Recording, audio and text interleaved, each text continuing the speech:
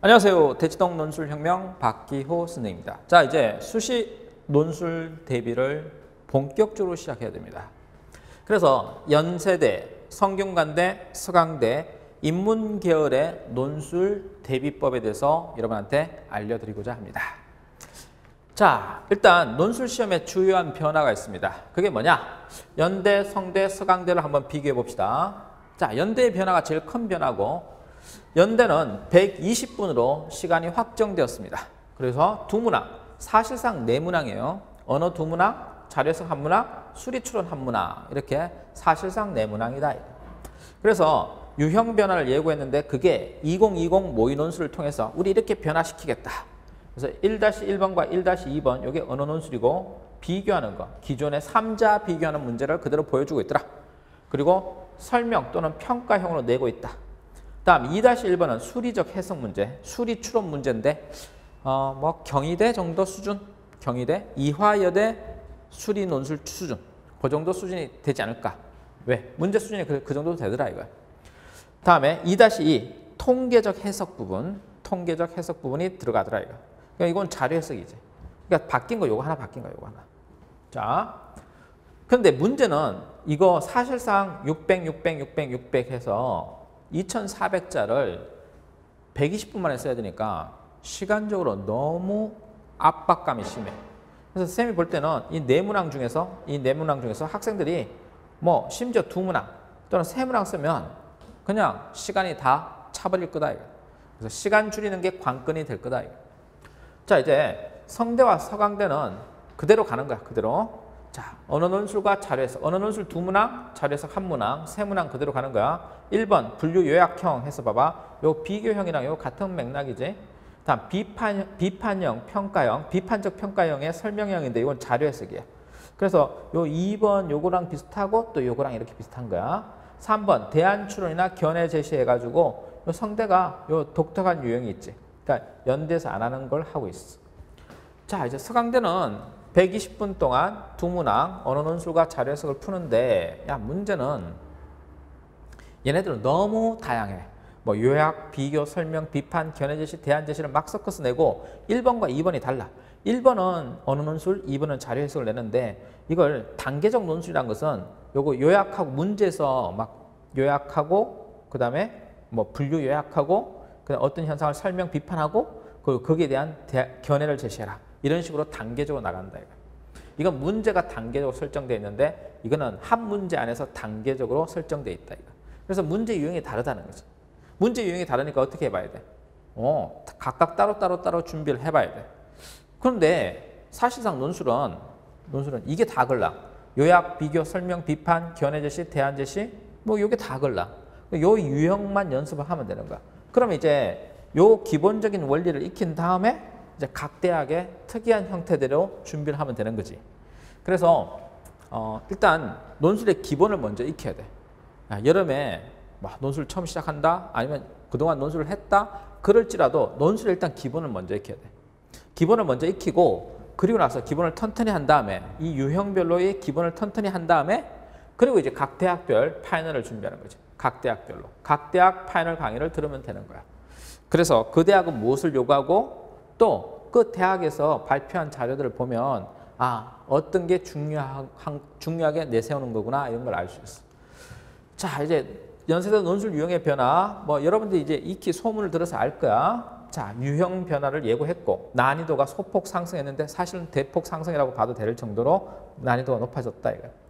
재밌는 것은 자, 영어 제시문이 포함됐다는 거와 수리, 통계 그리고 과학 제시문이 포함될 가능성이 굉장히 농후하다. 다음에 실질적으로 이제 수능 체제는 폐지됐지만 형식적으로 사실상 수능 체제가 존재한다 이거. 왜? 영어 제시문 넣어가지고 영어 독해 안 되면 빼버려라. 다음에 제시문 속에서 수리적 개념을 생각해내지 못하면 아웃이다. 이렇게 최소한 영어나 수학에 대한 최저 등급이 설정돼 있다고 생각하면 되는 거야. 자, 이제 논술 시험의 주요 변화인데 인문계 사회계열을 이렇게 뽑는 학과들이 있어요. 이거 연세대 이야기야. 연세대 이야기인데 가장 이제 학생들이 착각하는 게 쌤 저는 인문계열이에요. 인문계열 여기 사학과, 철학과 갈 거예요. 그러니까 인문계열만 준비할 거예요. 하하, 엄청 어리석은 짓이야. 왜? 이게 인문계열이라고 해서 문제가 다르거나 사회계열이라고 해서 문제가 다르지는 않아.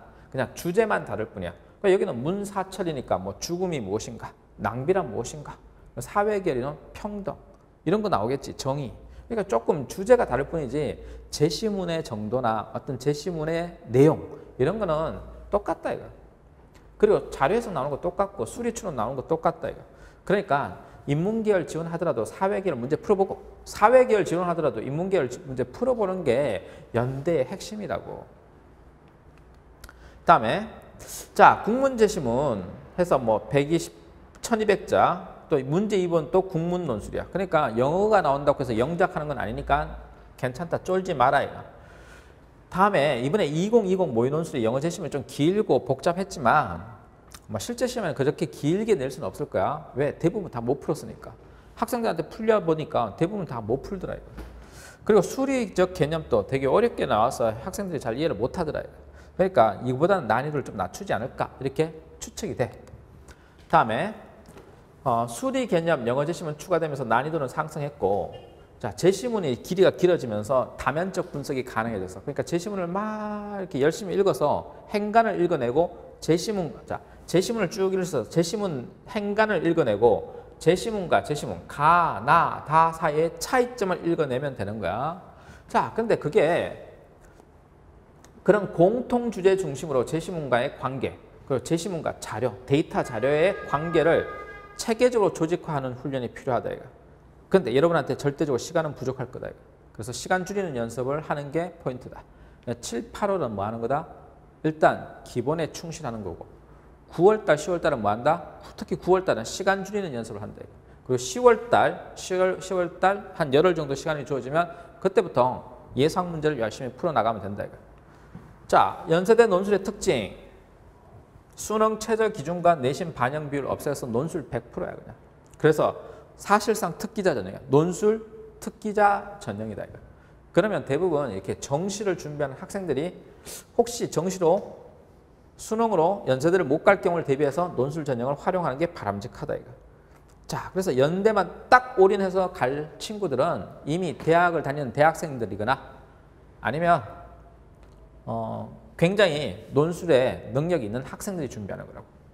자, 제시문의 특징 보면 문사철, 역사, 문학, 철학, 사회과학, 수학과 관련된 모든 교과 영역이 통합적으로 제시되고 얘네들은 뭘 내느냐면 교과서를 내는 게 아니라 원전을 내는 거야. 원전.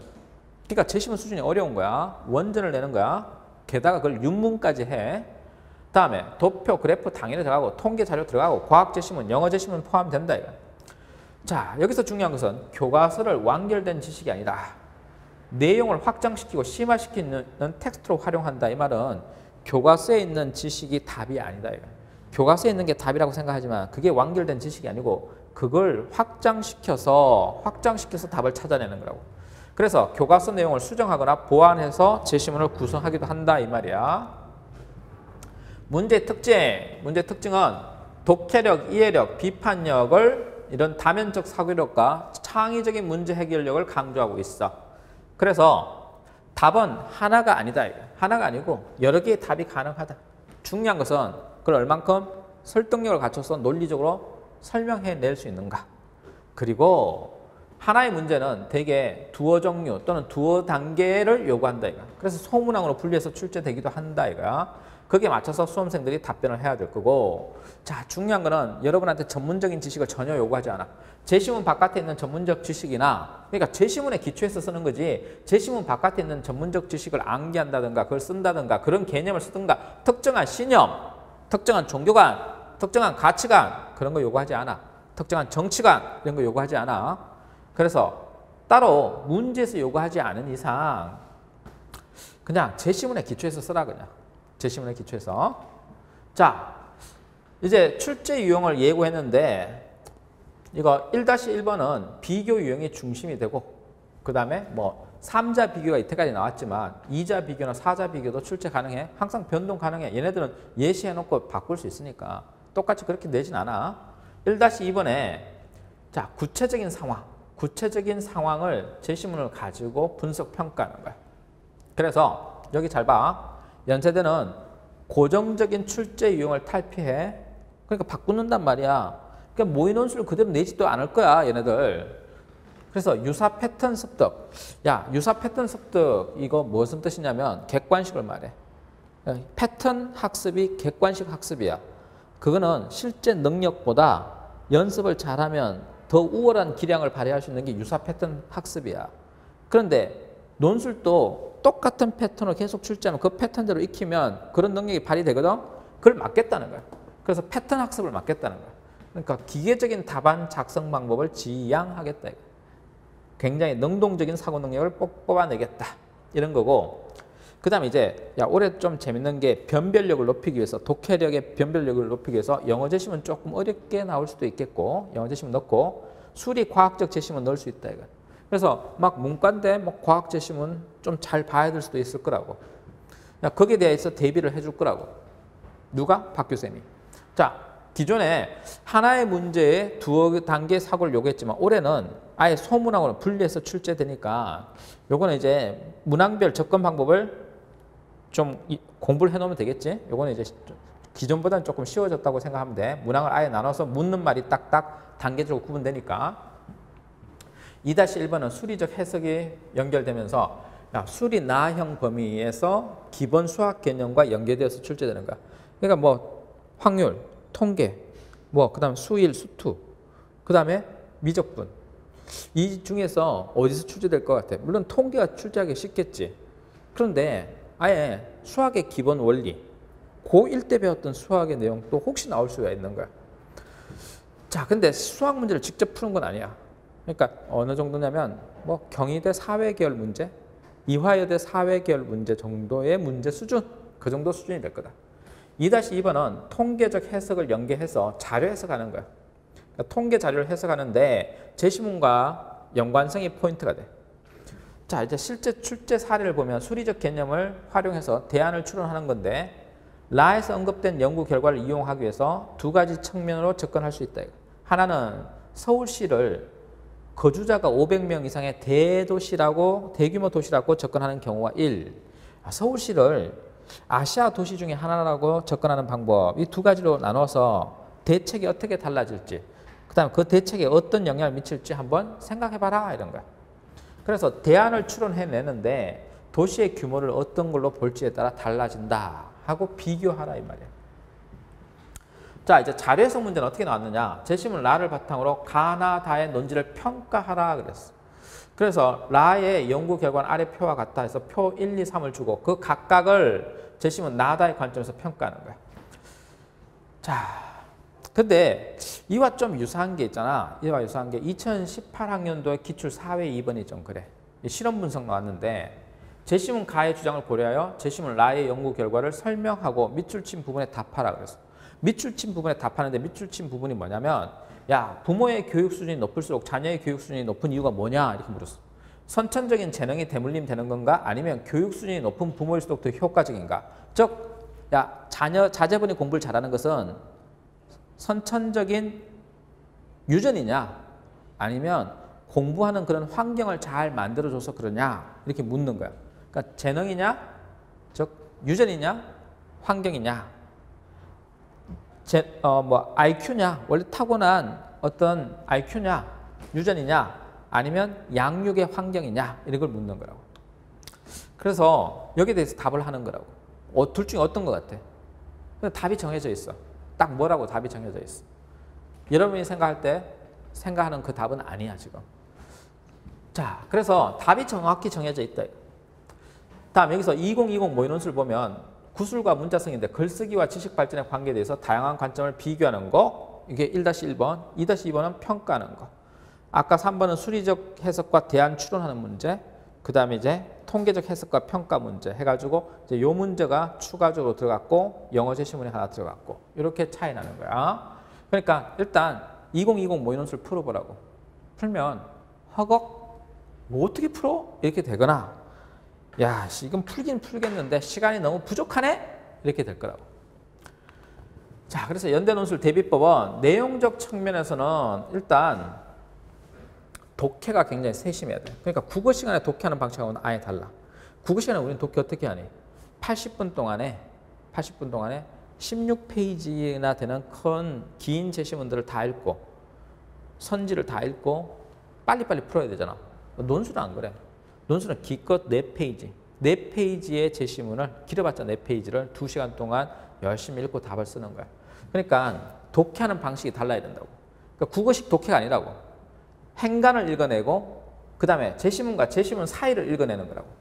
그리고 제시문을 다각도로 분석한다고. 그러니까 독해법이 아예 다르다고. 그리고 굉장히 어려운 제시문이 나왔거나 또는 긴 글이 나왔을 때 그 해설된 거 요약 보지 말고 스스로 주장과 근거를 잡아내보라고. 그런 연습하면 국어 공부랑은 연계가 될 거라고. 그러니까 시간이 다르다는 거, 시간을 들여서 해라 이거. 자, 비교 유형의 핵심은 기준에 따라서 어떤 기준을 설정하느냐에 따라서 그 내용이 달라지니까 기준을 잘 설정하는 연습을 해라 이 말이고. 자, 주제별로 제시문들은 다양한 조합이 가능해져.